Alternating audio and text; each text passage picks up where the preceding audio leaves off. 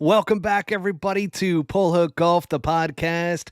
I'm your host, Matt Cook, and I've got a very special guest tonight in Mr. Blake Parks, former Korn Ferry Tour player. Yes, some people may call me out for it, but Korn Ferry Tour was the nationwide tour, so they're the same thing, folks. And certainly we're going to be talking with Blake quite a bit tonight. We're going to be diving into quite a few topics, and some of those topics are, one, how in the hell do I even know Blake? Why in the hell is he on the show? We'll certainly talk about that. We're going to get into the Butterfield Bermuda Championship recap. So we got some good recaps going on there because great story around Camilla Villegas. And then we're also going to talk about Max Homa's win out in South Africa a little bit, and just some things that were going on out there. Then we've got the upcoming RSM Classic, which pretty much wraps up the fall series. And then we've got a little TGL update, and maybe if we got some time, we might even talk about a little Netflix Cup that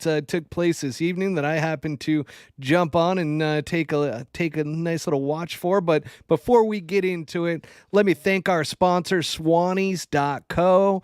Man, oh man, their stuff is so good. I've got the Dante hat on tonight. I've got the Camden hoodie, the olive. If you have been living under a rock, olive right now is the color. It's the one of the AJ1s, the Travis Scott golf version. So, man, I am loving the olive color. But here's a nice little host read for you from Swannies. So, if you're the one always sneaking that swing oil past the marshal and passing around the birdie juice for no actual reason, we might have a match made in golf heaven. Swannies Golf is routinely serving up the most innovative styles, and they aren't phoning it in during the holidays because they've got festive, cozy, and functional is the theme of their latest gear.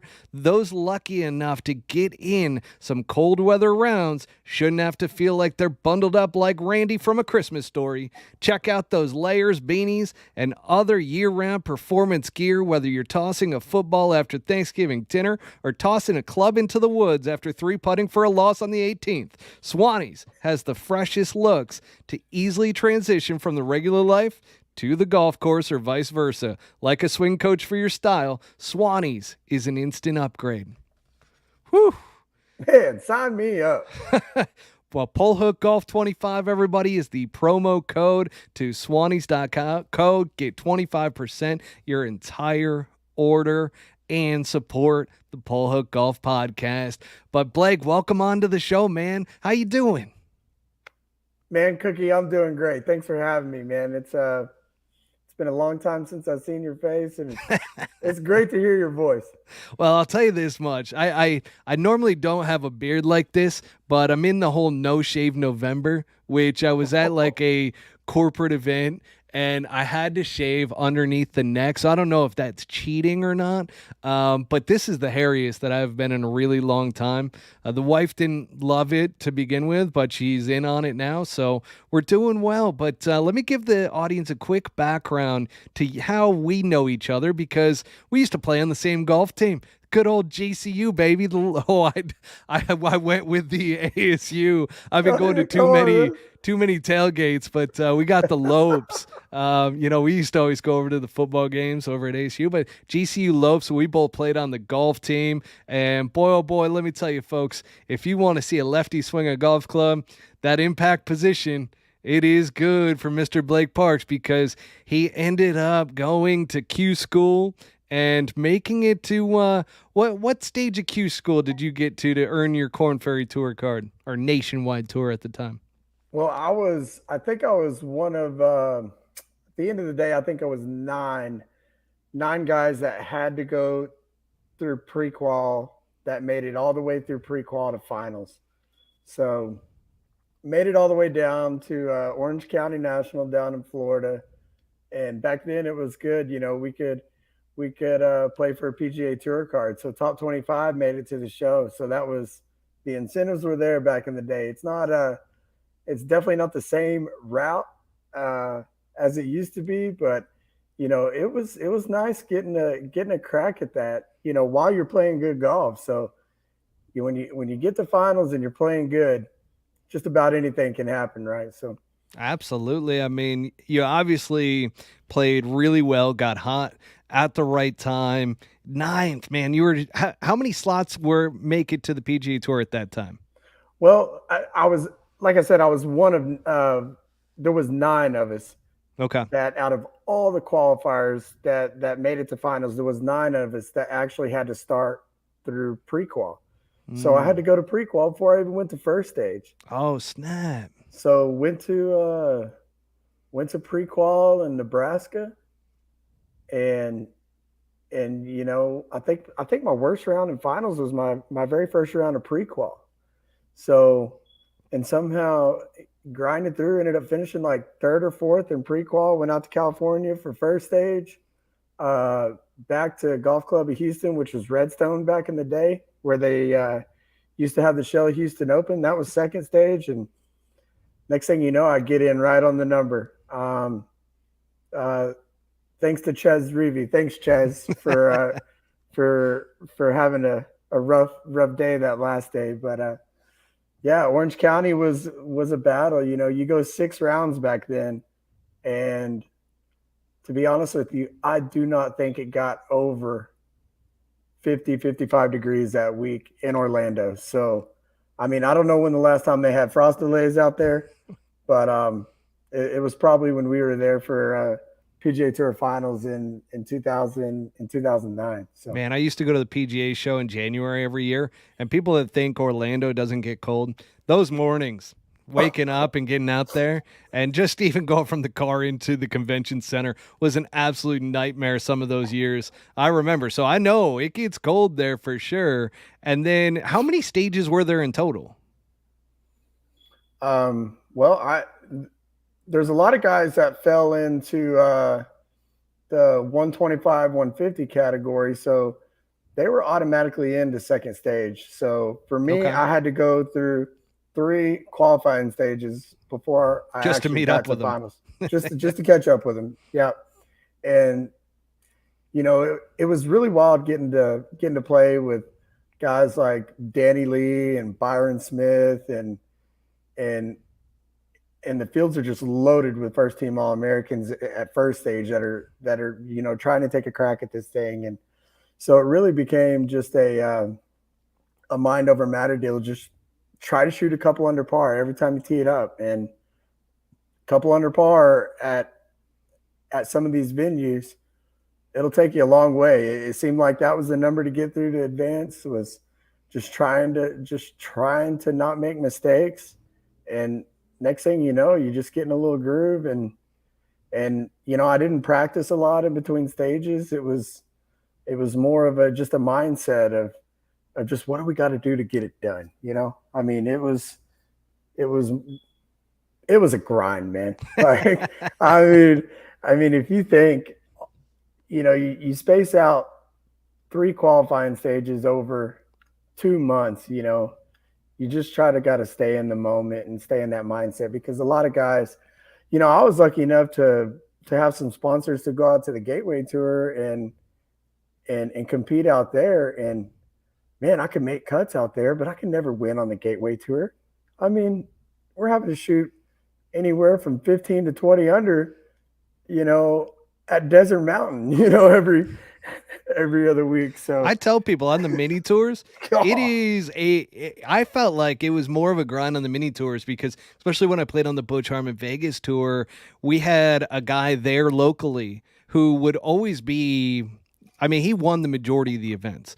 I won't throw out his name because I have shit on him in regards to the fact that whenever he got like an exemption into a PGA Tour event, the guy couldn't fucking break 80. Like he was an absolute nightmare. It was like 84, 85. We'd all be watching like to see what he does and everything, and he'd shit himself out there. But you bring him back into Vegas because he grew up in Vegas. He played all of those golf courses, knew them by heart, but he'd be out there shooting 61, 63, 63 in a 3-day event. You're like, holy shit, how am I going to touch this? oh That's God, freaking insane. it sounds just like Jesse Bueller and Charlie Belgian, Kendall Yeah. Crutchfield, Benoit, Beiser. Like, where is that guy, Benoit? Like that dude. When they get hot, it's game over, man. So it was one of them deals where, you learn how to make cuts. I found myself like practically on the number every single week on the Gateway Tour. So I think the very first Gateway Tour event I played, I shot a pair of 69s and missed a cut. So it was like, RIP, by the oh, way, to the Gateway Tour. That was a great tour that was out here. We used to have the Pepsi Tour out here. yeah, Now they had the two tours. That was the Outlaw Tour, and I forget what the one in California was called, the Golden State Tour or it the Golden was Coast Tour or something like that. Well, they merged. Golden Bear Tour. So those merged Yeah. together and became the Asher Tour.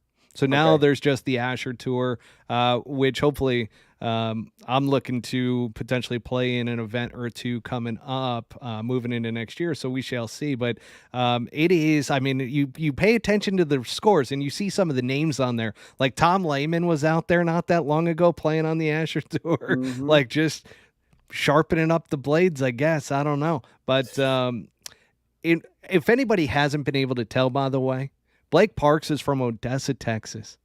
That accent, man, that has not changed in ever since I've known you, going all the way back to college. But the one thing, and the reason why I think you did so well through all of those stages of Q school is not because you got hot at the right moment. That has to happen, right?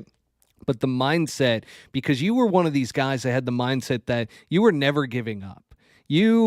It's same thing with women. You would just never give up. You would go, and if you got turned down, you were right on to the next one. And you had this mental capacity that I'm just like, I was jealous of at the time, because I'm like, damn, how do you go out and get rejected, or have a bad round and then come right back and play really well and have that and just repeat that? So I give you kudos on that one, because you had a strong mental mindset. Did you ever do any mental work outside of, I think we had a GCU that one time? Remember the sports psychologist that came in? I do. Yeah. Yes. No, I never really did think You just had anything a natural outside mindset then, just to like let it nothing go and outside the move box. I on. mean, I was always a guy that never ever was the best, but I would peak up there. I would start, I would start tapping in at the right moment. So it was always playing with guys that were I felt like they were much more talented, than I ever could be. But I knew what it kind of took to kind of get to that next level, and it was almost one of them deals where, hey man, if I can beat these guys in my group, or if somebody gets hot and I can just keep up with them, you'll find yourself in contention in these tournaments, man. It's one of them deals where you can't really get too involved in getting freaked out. And a lot of guys get shook. I've seen so many first team All Americans that they just tap out, man. And Well, I and would shit myself on the first tee of every pro event I'd ever play in. oh I was yeah, so damn nervous. That's same. If why. you're not nervous, man, um, this, I don't know. There's Hang I on a think we second, though. This guy here, that guy doesn't look nervous. That guy looks like Phil Mickelson's brother, potentially, because you're a lefty as well. And then this guy, and then this guy. I mean, they absolute just that guy right there. That guy does not look like he's afraid at all. that was on the first tee at the University of Georgia course in a Corn Ferry Tour or Nationwide Tour event. I got in a lot of shit for wearing that Odessa Country Club hat.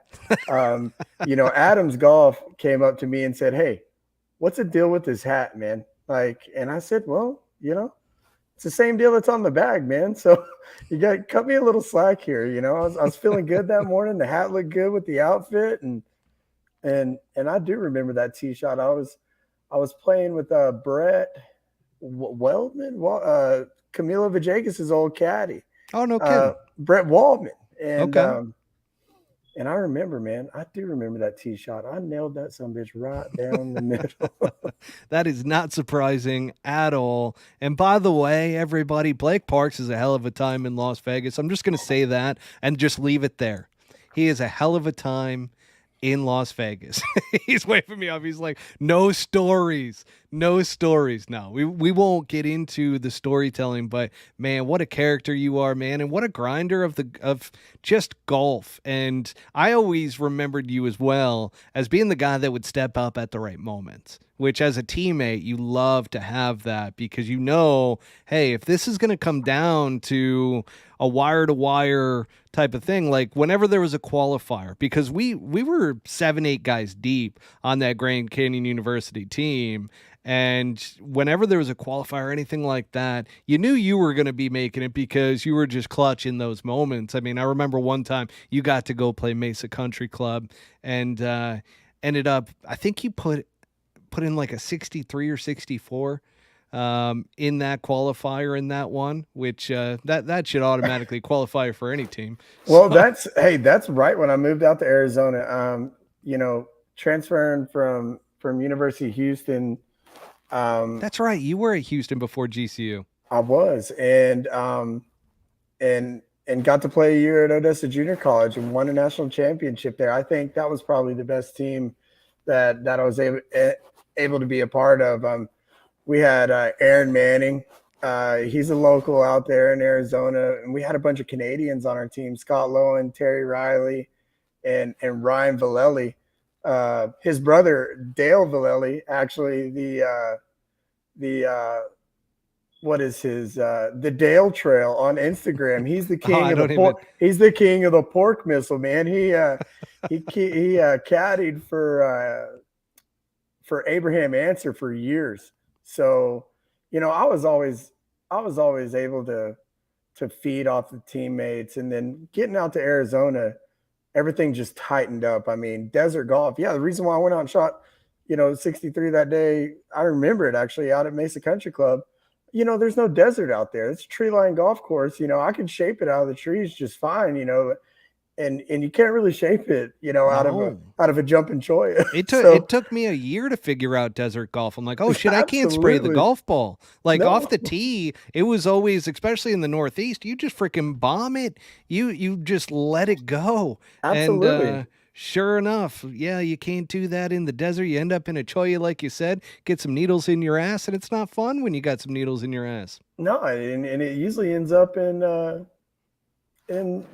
triple or quad, honestly.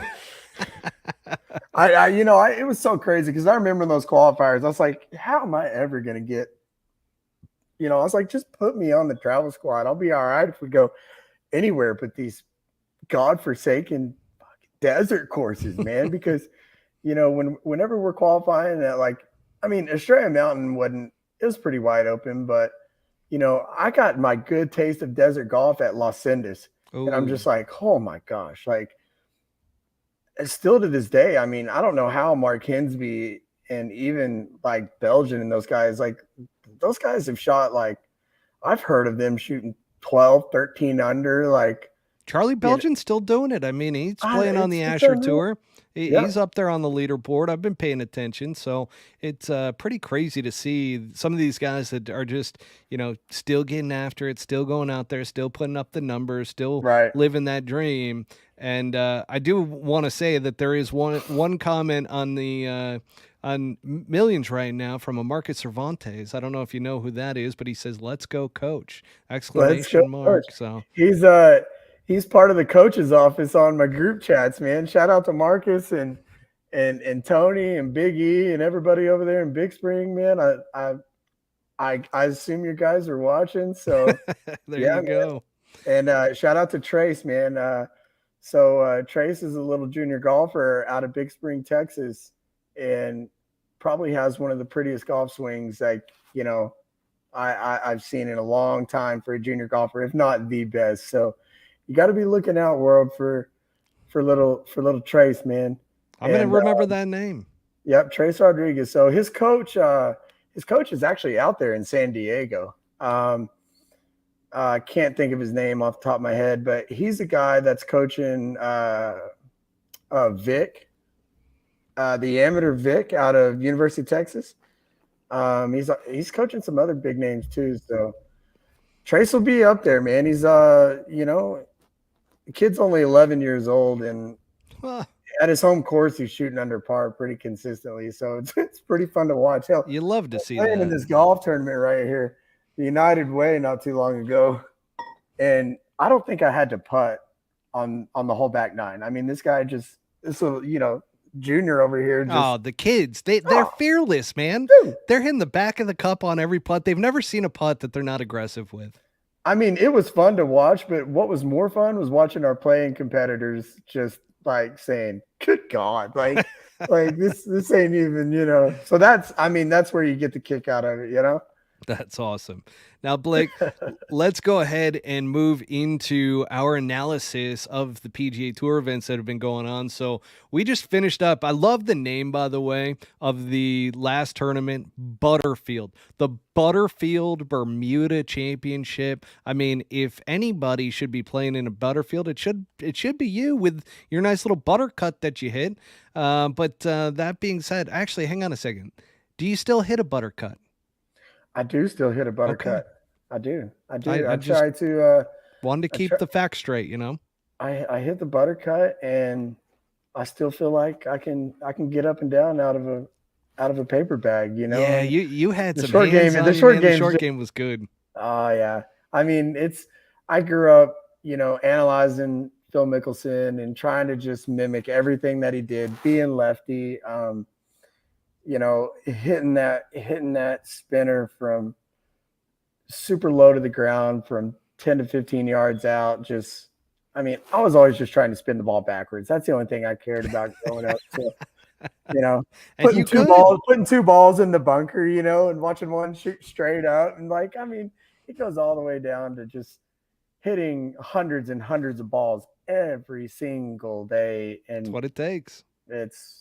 So It's an absolute grind, but and one of the guys who has been on the grind is welcome back Camilo Villegas, oh my which God. back-to-back weeks, and I don't know if a lot of people, I mean, most golf fans that were watching the tournament and so forth know the story about his daughter Mia. She passed away from brain cancer. Tragic loss. And him and his wife went through a really, really tough time, but they stuck by each other and they got through it, man, and even recently, he started working with a mental performance coach. And I can't say it enough that how important that aspect to a team really is, especially to be at the highest level, which I've talked about previously on the podcast where I got some heat for it. I mean, Bobby wanted to stab me in the eyeball when I said that Scotty Scheffler is a choke artist, but I'm not trying to be a dick about it.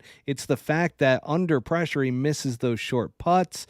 And I really think he needs somebody in his crew. I mean, happened at the Masters, even though he won it, 4-putting on the last hole. I mean, he almost had a breakdown before he won it. That was widely kind of publicized, but I don't want to get too far in around Scotty Scheffler. Going back to Camilo Villegas and really overcoming that tragedy and everything. It's just an incredible story. He was on a 9-year drought. Could you imagine being on a 9-year drought and he lost his tour card last year and had to go in the booth. play.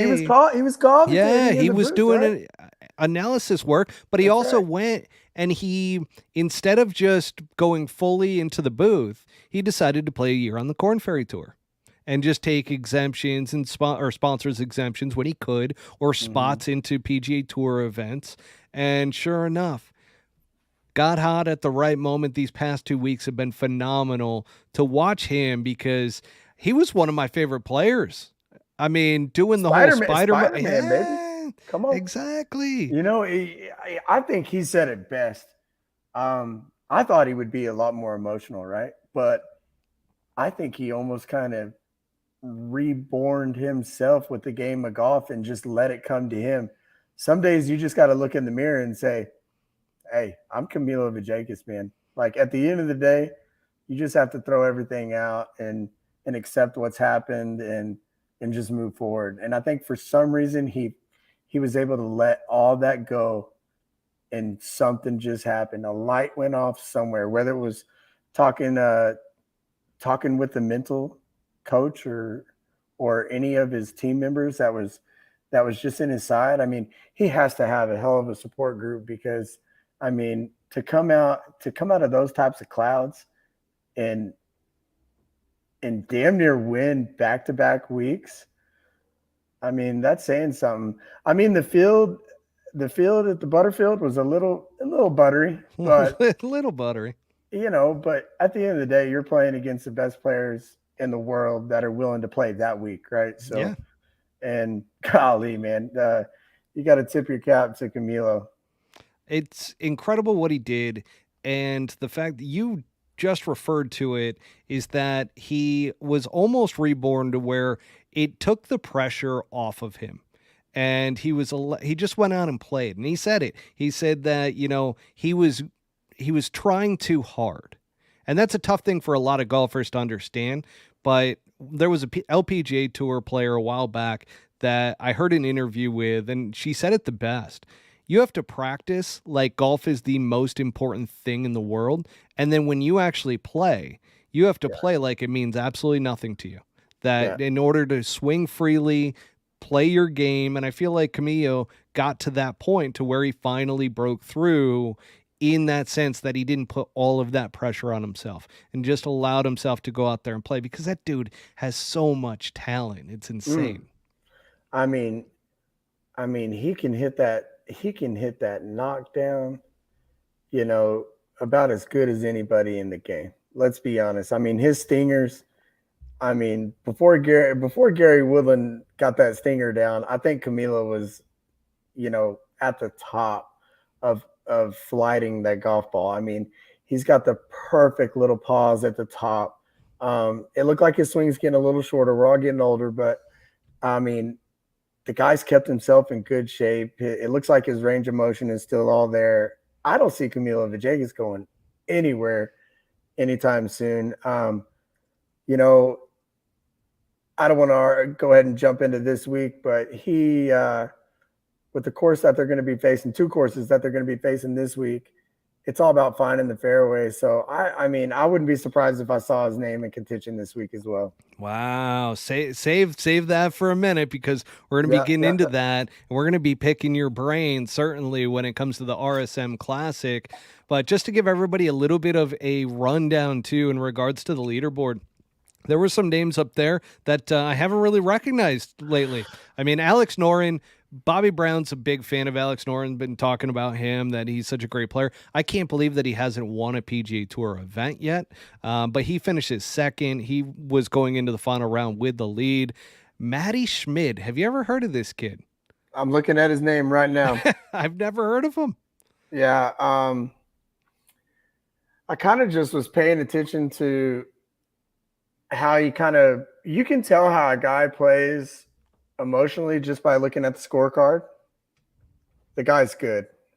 Obviously, the guy doesn't have much flaws in his game right now. I saw back in maybe this time last year, we're going probably 10 events, 12 events back, even when he was playing on the other tour, he was having a bumpy ride, but something's happened with Matty Smith, and it looks good. His scorecard looks good. He doesn't make a lot of bogeys. I haven't personally seen him hit the ball or even looked at a swing video, but on just the outside looking in, just by looking at the scorecard, the guy's got a pretty good head on his shoulders, and he's starting to be kind of a hot topic. I actually played him quite a bit last week, so Okay. I wasn't too disappointed with Schmid. So There you go. And then Carl Yuan, our Chinaman. I mean, my God, he's just swinging out of his shoes over there. But you know what's funny? People pick on his swing because obviously he like twirls around as he finishes his it's great. goddamn golf swing. It's insane. great. I think he does it to be like a showman. I don't think that was something that he just naturally did. I think like Scotty Scheffler with his dancing feet, I could see that. But like Carl Yuan, like I feel like he embellished a little bit of that finish, and now it just works for him. But slow down his swing and take a look to where he heads into impact because it's in a perfect damn slot. Like he is I mean, he's not a joke anymore, folks. Like I know a lot of Instagram and stuff like that kind of took light of him when the first videos started coming out of his swing and everything. And even the PGA Tour, I believe, this week posted something about what do you think about his golf swing? And I'll just say this: I think it's great. I think he puts it in the slot, and really, what he does after impact, I don't really give a shit about. What do you think? I mean, the guy. It's funny you say that because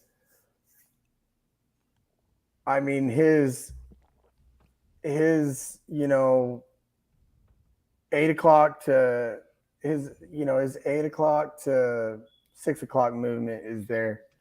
It looks trippy.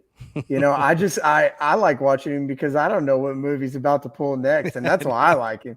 But Don't know he's if up he's going to there. fall over. He can make a lot of birdies, though. I mean, hell, I think the guy apparently his wedge game is pretty stout too because he's holed like the last like few times I've seen him up there on in contention. He's dunked a few from the fairway, you know, By the and way, folks, if you haven't picked up on it yet, Blake is a great golf gambler and he bets on these DraftKings teams because you were saying that you had Matty Schmidt on your team a couple times. So I just want to bring the audience up to speed in regards to what you're referring to with that. I knew what you were talking about, but I'm like, hang on a second. Let me just let the audience know you're talking about these DraftKings deals to where you make good money whenever you're betting. And I mean, whenever I've talked with you a little bit, you're like, oh, I just won this last week. I just won this. I just won that. So, I mean, it's pretty impressive what you've been able to do with just identifying these people. And we'll get into it for the RSM Classic because we do have a little segment that's called Betting by Blake. But without further ado, I'll go back to you with Carl Yuan. man, I don't know with Carl. I need to see some more consistency out of Mr. Yuan. And there's nothing consistent about that swing, but you Nothing at know, all. and a lot of these deals, I don't play the big games. I'll do the $200 single entry and the $100 single entry, and it's hard to get a good gauge on it, right now. But I'm a guy that is always playing the guys that are like, what have you shown for me lately, right? Mm. So there's horses for the course, obviously, but I have a few friends over in Midland, Texas that play the DraftKings on a whole different level, and he's probably, if not one of the best DraftKings golf players in the world. So I believe he's won the Millie three times, two or three Oh, times. this is the And gentleman you were talking about, I which did. I did mention. we might need to bring him on the pod just to give the audience a little insider Oh scoop man, for golf. it's crazy. He will ride Brooks Koepka at Augusta, and everybody will just fade him, and he's like, "I'm taking Brooks." Like, I mean, hell, he named his kid Brooks. You Okay, know, so big so Brooks fan.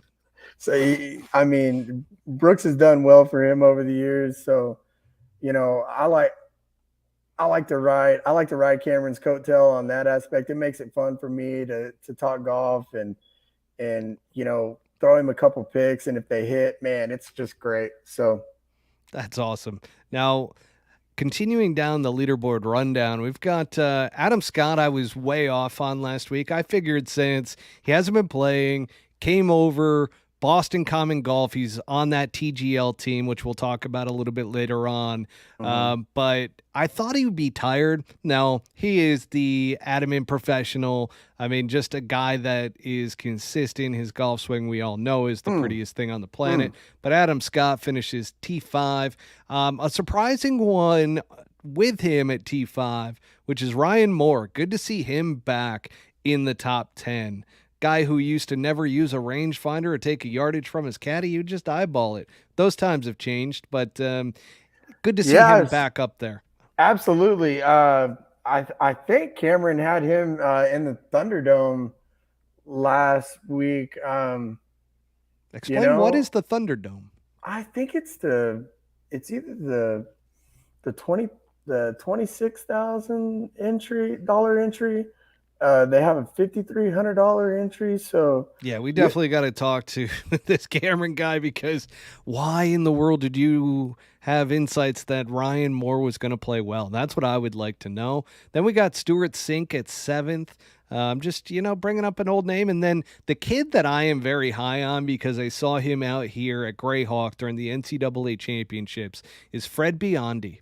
This kid is good. Florida, No, North Carolina. North Carolina. Yeah. Okay, okay. Yeah. Fred Biondi, he was the North Carolina kid, just an absolute stud. He finishes T13. Mm-hmm. So he's become a pro now and trying to make a run at it. So Fred Biondi, keep an eye out for him, because that kid can play, and the PGA Tour is already aware, because they're already posting social media clips about him. So when that starts happening, you start to know pretty much right away, because he had one shot on Instagram to where he hits the shot and he's waiting for the applause in order to know like how Yeah, far away the best ball shot is I've from the ever hole. hit. Yeah, Yeah, he yeah, saw yeah. it, I which saw was pretty that. cool. But yeah, PGA Tour is already onto that. I always talk about, I hate it when guys win for the first time and the PGA Tour has done nothing for them in terms of promotion. I feel Right. like that's what the PGA Tour is supposed to do. You're supposed to promote and prompt up. The UFC does a fantastic job of doing that with all new names and everything that are constantly flowing through, building up the next Conor McGregor in so many ways. That's right. So, that being said, let's move into the upcoming RSM Classic. Past winner last year, Adam Svensson. Good old Svenny. Golly, Svenny? he's not playing that bad right now either. I don't. I've always been the one to say that the guy that won last year is not going to win it this year. Mm. I mean, I can't. I would love to see a stat on that, but I don't think anybody has gone back to back years since KH Lee won the Byron Nelson back to back. I think I might be right. So you know, if you want to talk about Svensson, I like that you said I might be right. I might be. I might be. So yeah, I mean, if we're talking about Svensson, the guy is good from tee to green. Um, speaking of Dale Vallely, he used to caddy for Svensson as well. He struggles with the putter from 10 feet and in. The guy has a rough time scraping him in from short ranges on the green. So You hate to this see it. week, hey, these guys, he's a PGA Tour winner, man. He's doing something right. So Touche. yeah, This tournament's a little bit different from a field analysis standpoint, because we've got 13 players in the top 50 playing this week. So this is a much stronger field. We've got some notables in there. Siwoo Kim, he's players champ, bro. So just understand that. You don't like him this week, all right? You got nah, Adam Svensson, which he's in the top 50, but like you said, back-to-back winner, maybe not so much. You got Cameron Young coming playing this week, and you got good old from the Open Championship, or as I like to refer to it as, the good old British Open. We got Brian Harmon, who is going to be playing this week as well. But now let's get into our segment, Betting by Blake. Blake, who do you like this week? You God, gave some wave offs on some of those names. I mean, look, man, we're playing two different courses this week. So that being said, you really got to lean on the locals. Sea Island is a hub where a Love lot Sea of good Island. golfers play golf. So we're playing the Plantation course. They're going to play it at par 72, I believe, and that stroke average over there is around 69 and a half. It's playing a little bit easier than the Seaside course. So the Seaside course is par 70. It's averaging about one under par. So I think really the guys that are comfortable with playing two different courses, the goal is just try to get that 6 for 6 on DK, right? So I mean, if you want to get down to guys who I mean, if you go like say top, like who are your top 10? I mean, it's hard for me not to, even though he hadn't been playing. I don't think he's going to be highly owned. I could be very wrong though when percentages come out though, but I think Russell Mm, Henley's going to be Georgia a tough Bulldog. tough cookie to crack out there. And you also got Billy Horschel, man. That's coming off of a great end of the last season. I mean, after his, I mean, he had his interview and just, I mean, you saw how much he cares about this game, and Well, and something interesting that a lot of people don't realize is that went back to his longtime caddy in Micah. And so Micah ends up going back onto his bag. That's what freed up S.H. Kim for Bobby Brown to go take the bag for him. So him and that was a call that was tough because S.H. Kim is on the rise, young rookie, and Billy right. called up Micah and was like, "Hey, will you come back?" And he decided to do that. So Billy's got that familiar face again. Those two obviously have some rapport, and I definitely think that that could play a factor as well. But he's a Southeastern guy, and he just became part of Atlanta Drive GC that we'll be talking about with the good old TGL update after this. But yeah, continue. I'm sorry. I didn't mean to interrupt. No, man. With this week, getting it in the fairway is just it's so crucial out there at these two courses. So if you're not hitting from the fairway, you're gonna go home on Friday. It's that simple. So I'm thinking, I mean, you got to get him while it's hot. Like Brendan Todd's playing great golf right now. I don't think Adam Long. I don't even know when the last fairway Adam Long missed. Um, Denny's going to be ready to go. Um, our boy from Texas Tech up here, Ludwig. I mean, he even Mm. even though he's pricey, I mean, it's still worth a shot. If he gets dialed in, he's going to be right there. We also got you can't throw out Harris English and Matty Schmidt, and for those guys that I think that can win the tournament. I mean, So you're high can't on a forget Matty about Matt Schmidt. Kuchar. You can't forget. See, I was hoping that you were going to leave him off so that I could razz you a little bit here because Cooch is a Sea Island guy, man. Yeah, I mean, you cannot forget about Matt Kuchar this week. The guy is got his game in shape. I know that he was going through some equipment changes a little bit last year. So, Yeah, but these last couple of weeks, I mean, oh, from Cabo to Bermuda to now this, I mean, yeah. he's playing some really, really good golf. And I think, you know, remove in Cabo the karma from him not paying his caddy years back when he won in Mexico. I forgot about Yeah. that. So that was karma when he made that quad and he had a 6-shot lead. That was just karma, folks. So I got a feeling that Matt Kuchar is going to play really, really well this week because that karma's done. The golf gods have repaid him for that. Yeah, Now, granted, yeah, he did go back and pay the guy after all the publicity and everything. Like he gave him the amount he should and everything, but still, there was that karma out there that he shouldn't have had to been told to do the right thing. So right. karma, it's a wash now. So I'm in on Kuchar this week. I like When Cooch. you give him 100,000 pesos, it's a little different than 100,000 bucks. You know what I'm saying? So, uh, he didn't think the local caddy knew. yeah, Oh, it's all green, incredible. right? But no, you can't leave out Cooch this week. Absolutely not. And I think we've got to peel off over here to some sleepers, man. Uh, Oh, let's run them guys, down.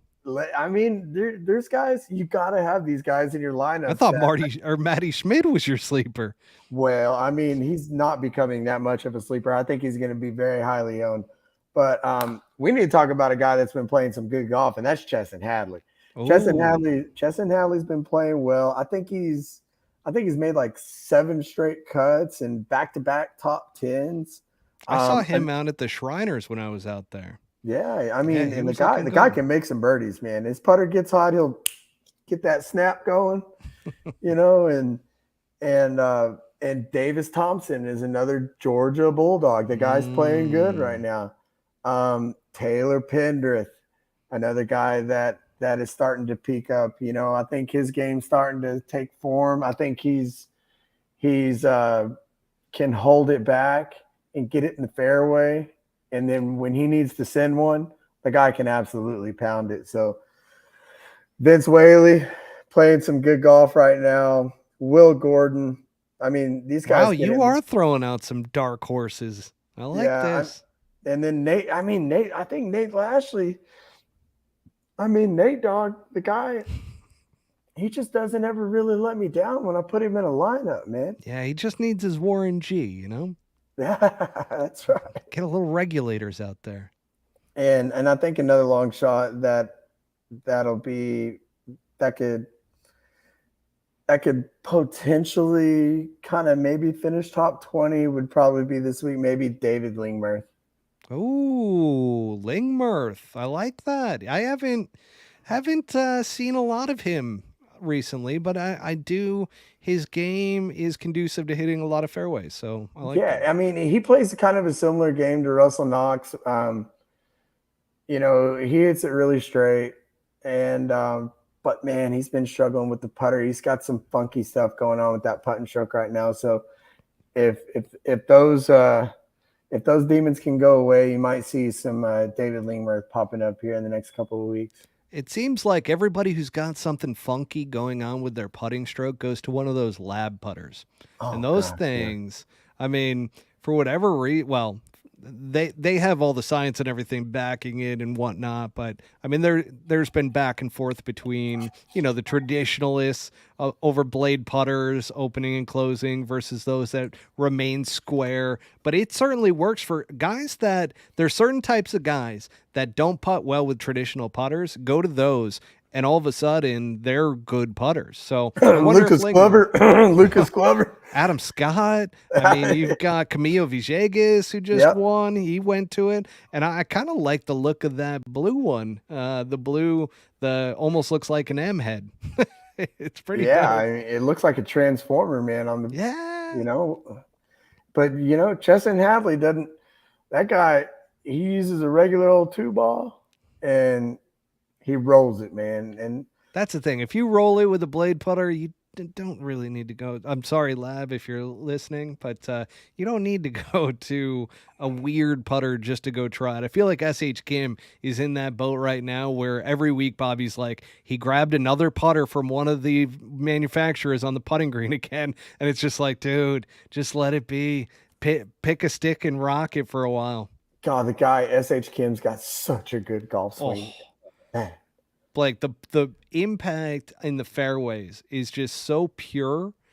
It is up there with the best ball strikers in the world, because standing next to him and walking hole by hole with him in a practice round at the Shriners, I was just like, how does this kid not win every single week? But then golf is golf. They've been talking about this guy for a long time, that he's gonna crack the code, and I don't see how he hadn't done it with that golf swing. I know. Mark my words, he's going to be the best South Korean. He's going to be better than Sungjae and Siwoo, in my opinion, because he plays golf. He can work the ball both ways. I think he gets in between as to what he wants to do on holes, and I think that's where Bobby is helping him come along in that way. But it'll be interesting to see how he plays after his rookie season. You can tell he's not quite comfortable. I was talking to his agent, Danny O, and his agent, Danny O, was telling me out there at the Shriners that, the first year is really tough with the Koreans because you have to translate everything for them. He's like, you're basically Are you talking about Danny O Country Club Collection, Danny O? Maybe. I don't know. Yeah. I know Danny O. He's out in your neck of the woods in Dallas, I believe. I do know Danny O. I had breakfast with Danny O. He's the agent of the Koreans, man. He's got all of them. I had breakfast with him before my first match at the U.S. Mid-Am a few years back. It was one of them deals where, I had to tee off like, I don't know, it's kind of late. So I was like, you know what, we'll just go have breakfast and have some mimosas. Next thing you know, I'm on his Instagram saying, Parks is 4 mimosas deep. Is he going to win today or no? And like, I think like 78% clicked yes or something like that. And so I thought I got a kick out of that. Pull a Joel Damon out there from the Full Swing documentary when all of a sudden he thinks he's out of the entire U.S. Open qualifier, has a couple White Claws, and then goes out and just lights it up. So, I mean, did you have the same result with the mimosas? I did. I mean, I had to play a very good golfer in the first round of match play, and I had to play Michael Collins, old school tour vet from he's somewhere from Indiana, Illinois, something like that. But he was good, man. He played good golf, and I think I only beat him like 2-1, and then God forbid I had to play Stuart Hagestad the next round, and that dude's a stud. Man, I got my teeth kicked in by that guy. And I think I got the match back down to like maybe 2 down, after like 11 or 12 or 10 holes or something like that. But I didn't give him my best stuff that day. But man, that is not the guy to not have your best stuff. So yeah, that guy is pretty damn consistent. Let's put it that way. I mean, he wins just about every single time. And just across the wire right now, Rory McIlroy resigns as player director on the PGA Tour policy board. How about that? Breaking news here on the Pull Hook Golf Podcast with Matt Cook and Blake Parks. You got to be shitting me. What does that mean? That's what I want to know. I'm trying to digest it as I just read it, but clearly that's going to be a big deal. I mean, he could do it just from a mental health standpoint and wants to get 100%. out of the spotlight a little bit and, refocus on his golf. I can see that, but that's a pretty big deal when he just came out a couple days ago and said loose lips sink ships in regards to the whole PIF deal. PIF the Magic Fund, I like to refer to them as, or PIF the Magic Dragon.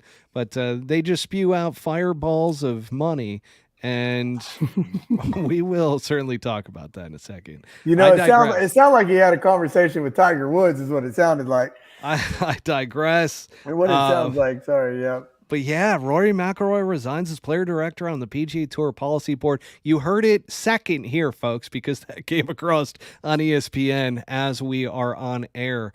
Wow. But let's talk a little bit about Max Homa, because Max Homa, kind of like Colin Morikawa to me, he's kind of an enigma. He's so good.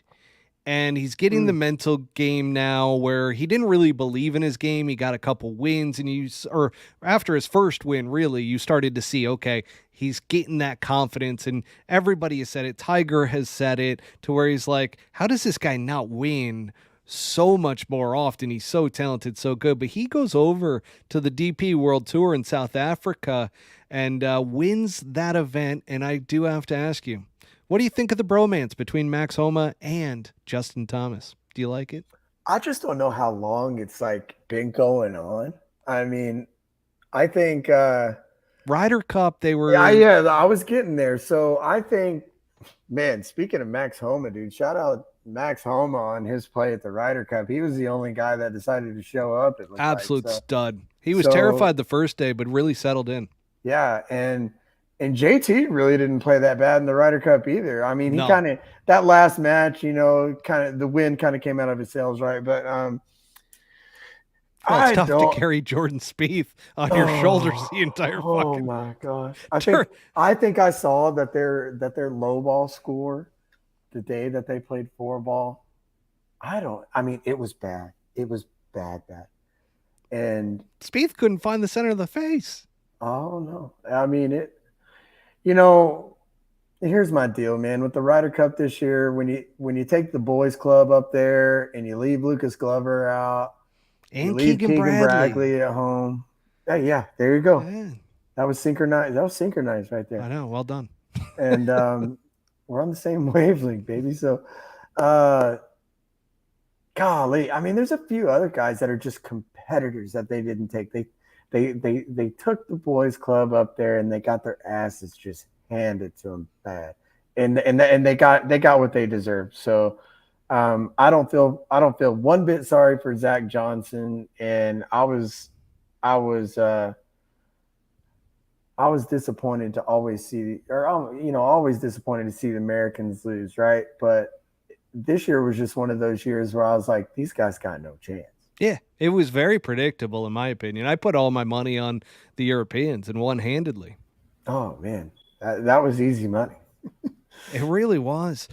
Now, going back to JT and Max Homa, Yeah. how long do you think that's going to last? I don't know. I mean, Because Spieth has to be a little what are pissed these guys off. going to be playing practice rounds with each other every single tournament? I mean, where's this going, right? Like, Well, they've got the family photos out there. They were doing an African safari together. The wives obviously are getting along. I mean, it seems there you go. like I think that's where you hit it on the head. I think the ladies are getting along. They must have had a little bonding moment out there in Italy at the Ryder Cup. Yep. And I think that maybe they are starting to become really good friends at the end of the day, and then they go across the pond again out in Africa. So it's more of a vibe thing. I think it'll fade away a little bit, but I don't think they want to get too much attention on themselves. I'm with you. I'm with you there. I don't know how long it's going to last, but I do kind of like it because there's so often it's Spieth and Thomas, Spieth and Thomas, Spieth and Thomas. Goes back to them eating sandwiches as junior golfers. I don't know how many goddamn times. I would be a rich man if every time they put up that picture. Just pay me pennies. Pay me in pennies every time they put up that picture. Still going to be a rich man because that is like the one photo they constantly just pump. I mean, the Netflix with the Full Swing documentary, Oh my God. you got the two of them in the first episode flying around. Like, it's the most unrealistic thing ever compared to the other 125 guys on the goddamn PGA Tour that are just grinding week in, week out, that are taking like car rides to golf tournaments. It's an entirely different break, which I shouldn't say that that's the majority of the PGA Tour. A lot of guys fly on net jets or on wheels up to tournaments. They've got a deal there, but that's getting a little bit sidetracked, but that does Hey, lead time me out. to Tom Hoagie flew back commercial from Sawgrass last That's right. year. That's right. So, He did. and you can't leave out Tom Hoagie, man. That guy's pretty down to earth. So Yeah, man. Old Quintero Golf Club member back in the day when Quintero out here in Arizona was private. okay, yeah. So I mean, I don't know between JT and Homa, it's a phase. They're obviously going to continue to be friends. It's not like they're going to have a falling out. I mean, maybe we might see JT have a better year, and they wind up in a playoff somewhere together. Well, there was the Netflix Cup, and I didn't know if we were going to talk about this or not, but before we get to the TGL, I do just want to mention, since we're talking about Full Swing documentary, Max Homa, Justin Thomas, so the Netflix Cup was today. I got blindsided by it. I forgot that it was like on a random Tuesday. I was getting ready for this show with you, and all of a sudden I got an alert that said, hey, Netflix, the Netflix Cup is coming on at 4 o'clock. Mountain Standard Time. I was like, shit, let me jump on this. Let me take a look. And granted, I wasn't super pumped on it because they're clearly just trying to merge two of their documentary series, which is Right. Formula One, Drive to Survive, which, again, if you've been living under a sports rock, then you probably don't realize that in Las Vegas this Saturday is the most expensive race that I think I've ever heard of. It's like $3 billion that they repaved the entire strip of and built a Formula One track around the Las Vegas Strip, which is going to be absolutely sick.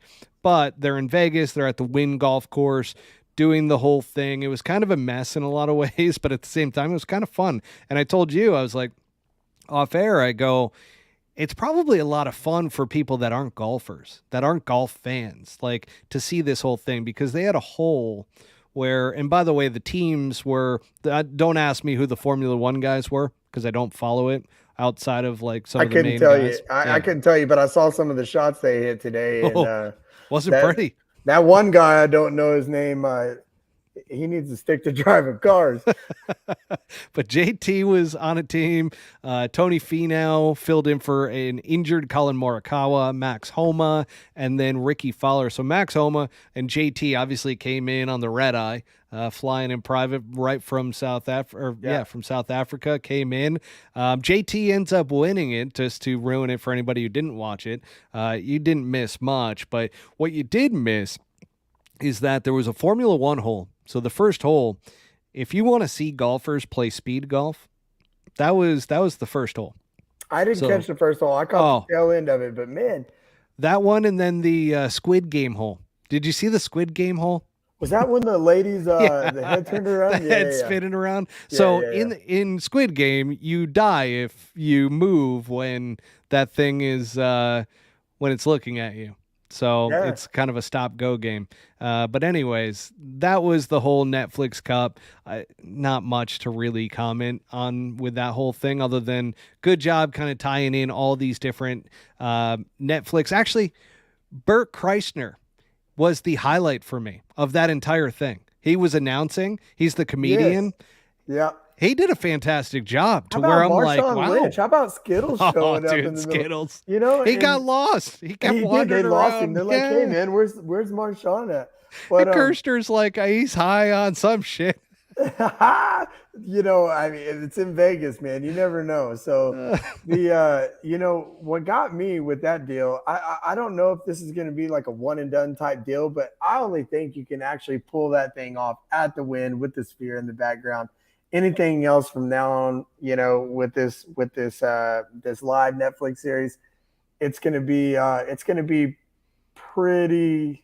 It's like the Capital One matches, right? They started so good, and then it started fading, and now like they still do them, and they do them with the pro athletes that are good at golf, but it's just like I don't buy in as much anymore with that whole entire thing. But let's talk. Are you talking about Live Tour like that? No. I love my Live Golf League. I'm a Live lover now. So let's talk a little bit about TGL, and we will wrap up with a Live Golf question for you. But the TGL, I was explaining this to you because you're like, what the hell is this TGL thing anyways? And I'm like, it's this indoor golf league to where the golfers, it's going to be in a stadium, an indoor stadium, to where there's a golf simulator screen in front of you. You're hitting full shots into that. And then behind you is an actual green with about 40 yards worth of like short game. And there's going to be, from what I know, is that there'll be a laser that points down to where you are in the virtual world. In reality. So you're going to place your ball where that tells you to, and then you're going to hit the shot as if you were playing it wherever in the golf simulator space. And that being said, you're going to play out the short game in real life, but it is a format to where they call it triples. I found out today. It's called triples. Session 1 is 6 holes of triples. So alternate shot between 3 players. So that means Tiger Woods gets up, hits a drive.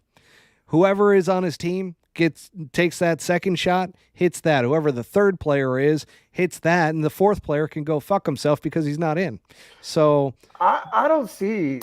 I got a hard time being a fan of this shit, right? Because I mean, you're trying to tell me that we're playing virtual golf and it's gonna gather all this audience to see the best players in the world hit into a screen, and by golly damn it, that screen better be on point, because if T-Rail Hatton's playing in that league and something don't go right, everybody better look out, you know. So he's gonna be the first one to drop on there. Oh shit, this thing ain't accurate. That wouldn't have happened in real life.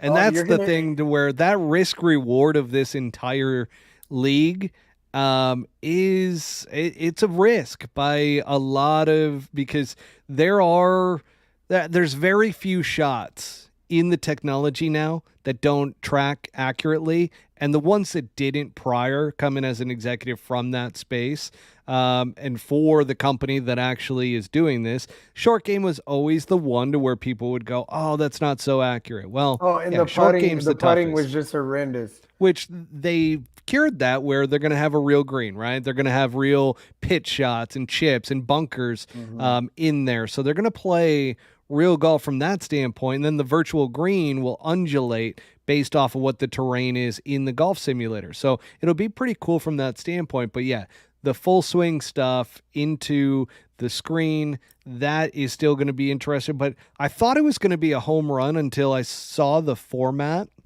And I'm a little questionable on the format. Now, after the first session, and I think they're doing it for TV time to try to make sure that it doesn't take too long in order, because they only have a 2-hour time slot. So they need to make sure they get through those matches. And that being said, the second 6 holes are match play. So that'll be a little bit more traditional. But the timeout is a traditional timeout. So you can go timeout on these, and we're going to see. I mean, I wonder, they haven't announced yet if you can make a substitution or when you can make a substitution of a player. So if all of a sudden you've got your 4 guys, every shot in the alternate shot, can you pick who it is that is going to go up there and hit the next shot? That would be interesting to me. And that would add a little bit of strategy. Yeah. We're going to have a 2-minute warning with this thing. You know what I mean? It's like, the other thing that caught me off guard, so before you kind of chime in on that, the other thing that caught me off guard are these squads getting announced when other squads don't even have players yet.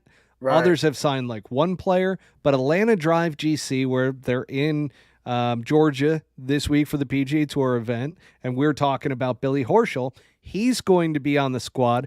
Patrick Cantlay is going to be on the squad, and Lucas Glover is going to be on the squad. So that is the second team that's fully announced at this point. So JT is the main guy. How do you think Patrick Cantlay is going to do playing second fiddle to Justin Thomas? I mean, at the end of the day, I mean, if they want to start needling one another, Patrick Cantlay can just say, hey, man, you know, the numbers don't lie. Check that scoreboard, right? So, but JT's ceiling and his talent is there. His putter's not. I don't think his swing's probably not anywhere near where he wants it to be. I think he has a lot of expectations, putting a lot of pressure on himself. So I think that might be the only upper hand that JT will have on Patrick Cantlay for a very long time. There you go. You heard it here first, folks, from Blake Parks. Love that. Now, as we talked about the TGL a little bit, I'm going to ask you this question. Are you a LIV Golf fan? You know, I love the fact that these guys can get paid extraordinary amounts of money for their talent. I think the guys that got left out were real salty about it at first, you know, and then now they're together, right? And you know, you got to look at what Jay did and how he, you know, and a lot of these guys' mind just kind of left a lot of people high and dry with no explanation. I mean, that's got to say a lot, right?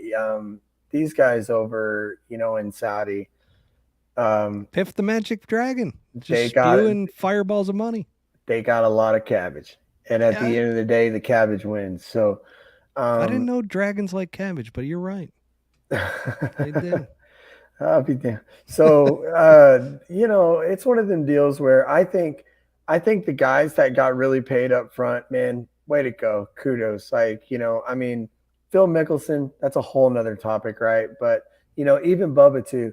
The one thing that I do, you know, love about LIV is the fact that it was a decision made to basically say, look, man, I've got awarded this money from my prior play on the PGA Tour, and now I'm finally getting paid. That's the way I look at it. So it's more of like a reward tour compared to a trying to build the best tour in the world. I still think they got a long ways to go to even come close to having that competitive edge. You know, there's nothing funnier on the LIV Tour, you know, when a guy finishes 23rd and his team wins the team match and they're up there spraying champagne like he just won the damn tournament, right? I mean, I get a kick out of that, but That is Um, fantastic. And when you brought that up to me off air, I was dying. I'm like, that's so true. I do love yeah, that. you But the just, team aspect you doesn't know, it my team is the Range Goats. Everybody knows this who listens to the podcast. I love the Range Goats just because the logo is potentially the best logo in golf, which mm, there's not a whole lot of logos in golf really. Uh, yeah.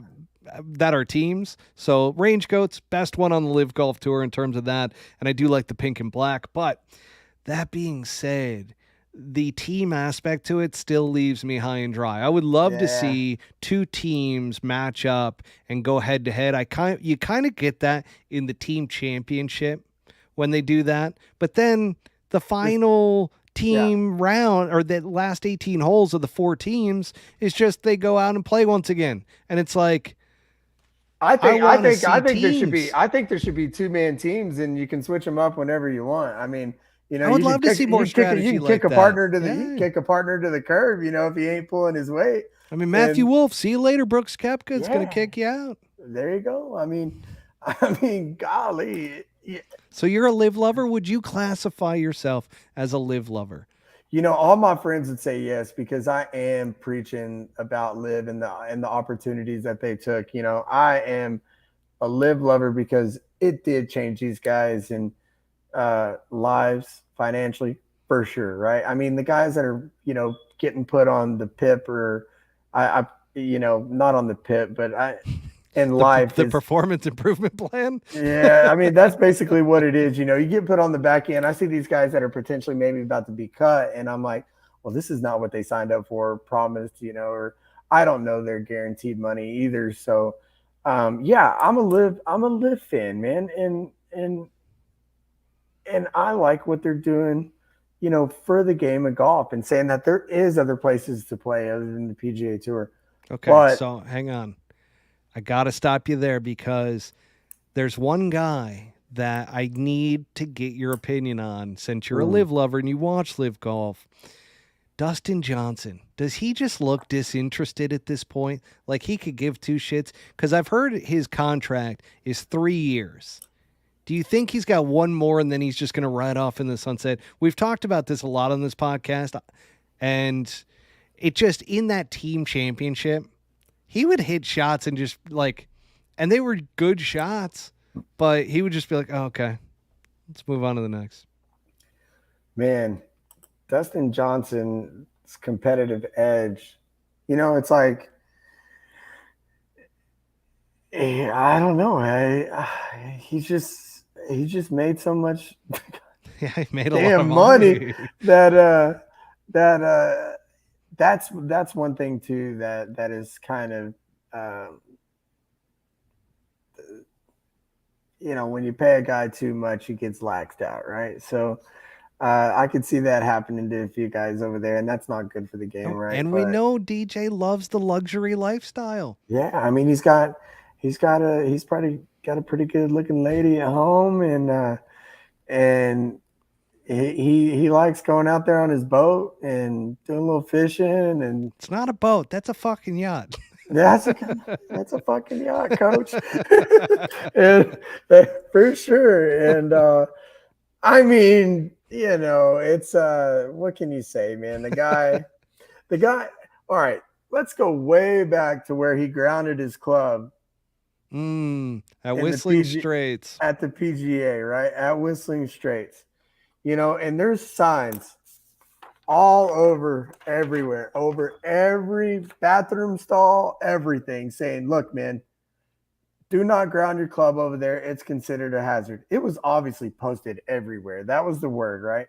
And the guy goes over there, just yeah, Dustin Johnson move, total in space and cost him a major, right? So Well, yeah, Bobby was caddying for him at the time. So he said that he was yelling over to the official who was just sitting over there kind of clacking with, I forget who it was in the group with them, but he was over there just, and they couldn't get his attention. DJ just went ahead and just fucking hit.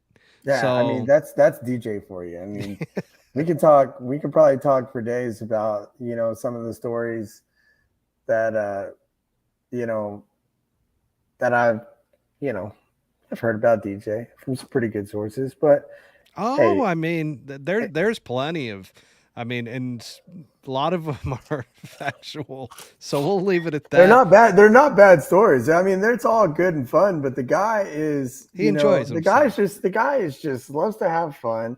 He is beyond good at what he does. And, I mean, the guy's just a full blown athlete, just a gosh damn He's a monster, stud. I man. love the dude. It's Yeah, I just it's mean, disappointing to see the lack of interest in that last event.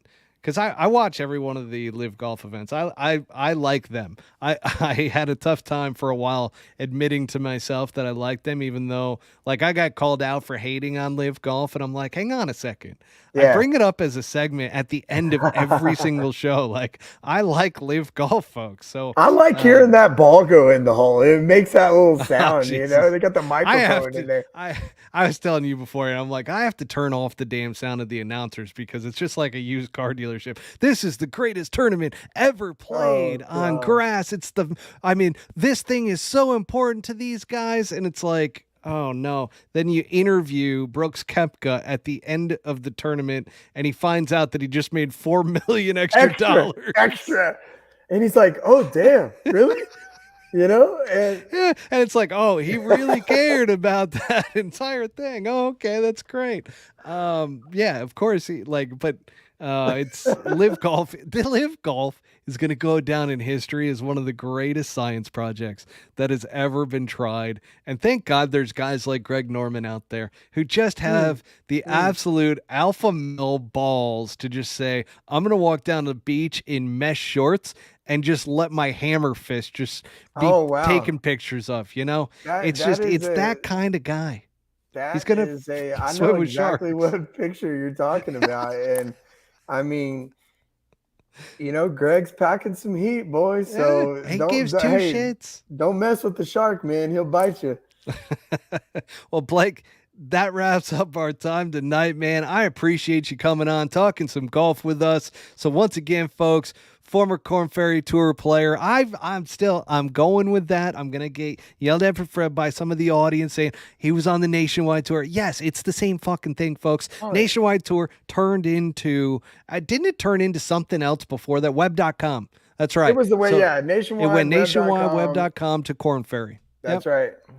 There you have it, And if folks. you want to go way back, you can call it the Nike Tour because that's what it was a long time ago.